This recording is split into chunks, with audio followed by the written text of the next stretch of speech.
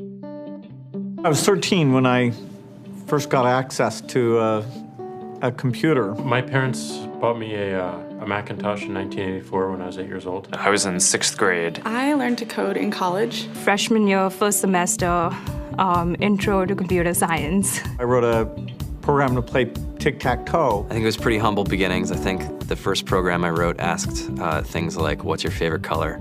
Or how old are you? I first learned how to make a green circle and a red square appear on the screen. The first time I actually had something come up and say, hello world, and I made a computer do that. It was just astonishing. Learning how to program didn't start off as wanting to learn all of computer science or trying to master this discipline or anything like that. It just started off because I wanted to do this one simple thing. I wanted to make something that was fun for myself and my sisters. And I wrote this little program and then basically just add a little bit to it. And then when I needed to learn something new, I looked it up either in a book or on the internet and then added a little bit to it. It's really not unlike kind of playing an instrument or something, or playing a sport. It starts out being very intimidating, but you kind of get the hang of it over time. Coding is something that can be learned, and I know it can be intimidating. A lot of things are intimidating, but what isn't? A lot of the coding that people do is actually fairly simple. It's more about the process of breaking down problems than sort of coming up with complicated algorithms as people traditionally think about it.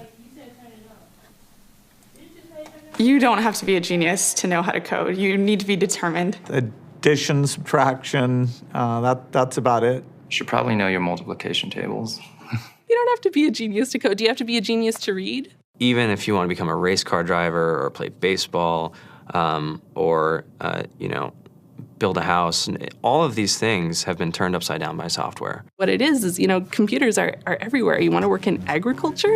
Do you want to work in entertainment? Do you want to work in manufacturing? It's just all over.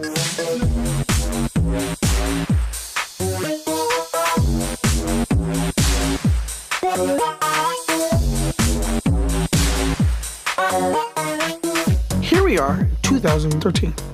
We all depend on technology to communicate, to bank, information, and none of us know how to read and write code.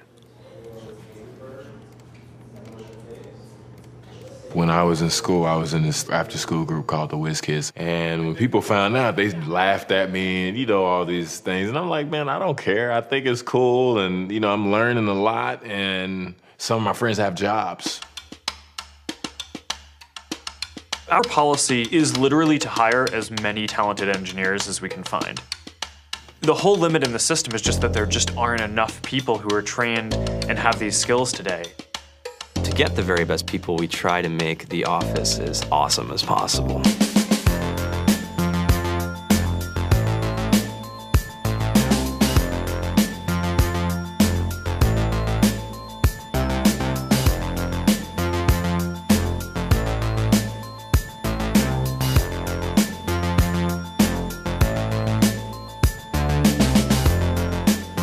We have a fantastic chef.